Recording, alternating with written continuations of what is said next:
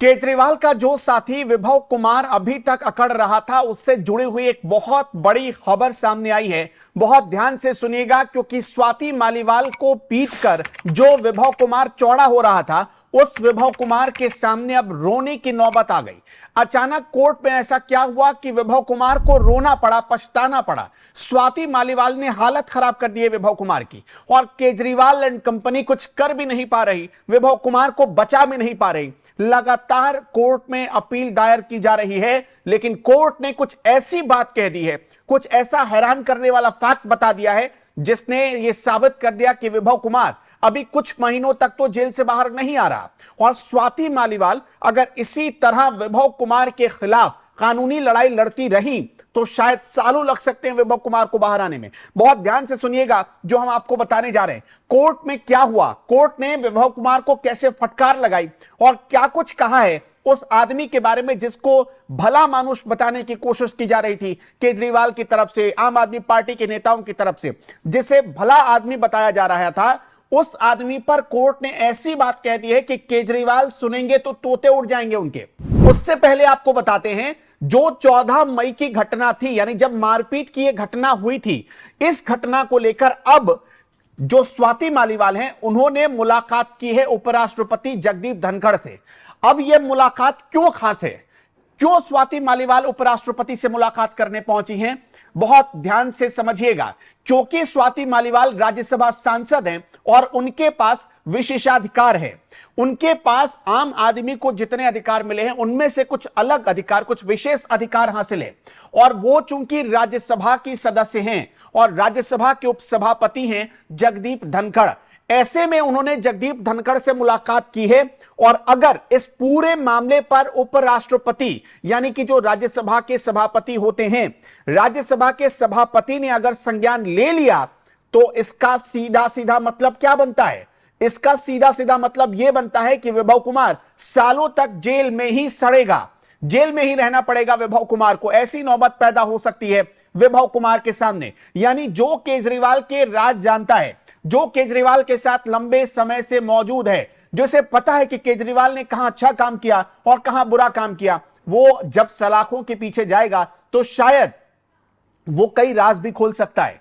इसलिए कहा जा रहा है कि अब यहां से आम आदमी पार्टी की मुश्किल, मुसीबत सब कुछ बढ़ चुकी है। अब कोर्ट में क्या हुआ, स्वाति मालीवाल ने कैसे विभव कुमार को रुला दिया है, यह आपको बताते हैं। कोर्ट में विभव कुमार ने अपनी जमानत की अर्जी डाली थी, लेकिन अदालत ने क्या कहा? स्पेशल जज एकता गाबा मान ने यह माना कि जो दूसरी बार जमानत अर्जी दाखिल की गई थी वो गलत है, याचिका को खारिज कर दिया गया, दूसरी बार की जमानत याचिका को। अदालत ने कहा है कि शुरुआती चरण में जो जांच सामने हुई, जो सामने आई है जांच रिपोर्ट, उसके हिसाब से पीड़िता के मन में अपनी सुरक्षा को लेकर डर है।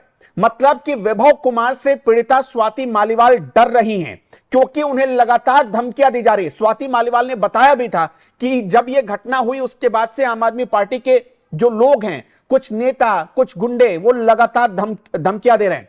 और जो जज हैं उन्होंने कहा है कि इसकी पूरी आशंका है कि अगर विभव कुमार को रिहा किया गया तो वो गवाहों को प्रभावित करेगा, यानी वो अपना जोर दिखाएगा, अपना दम दिखाएगा। और जो अब तक धमकियां मिल रही थी स्वाति मालीवाल को, वो धमकियां सच हो सकती हैं।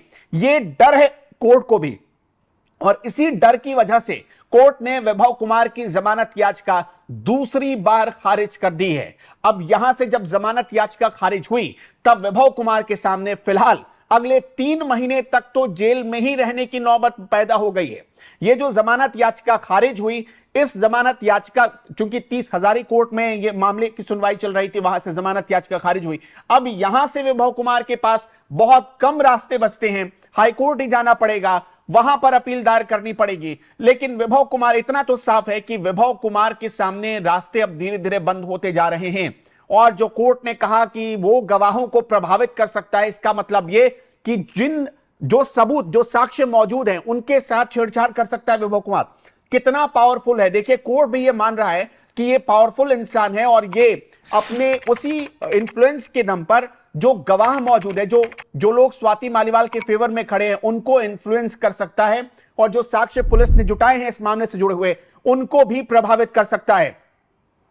18 मई को विभव कुमार गिरफ्तार किया गया था और 18 मई से वो जेल की सजा काट रहा है। लेकिन विभव कुमार के सामने अब जो नौबत पैदा हो गई है, कम से कम अगले 3 महीने तो वो आजाद नहीं होने वाला। अब इस मामले की अगली सुनवाई जब होती है तब क्या होता है, इस पर सबकी निगाहें टिकी हुई। वैसे आपके हिसाब से कोर्ट ने विभव कुमार को फिर से उसकी जमानत याचिका खारिज करके सही किया है या गलत किया है? क्या सजा मिलनी चाहिए, हमें कमेंट बॉक्स में बताइएगा।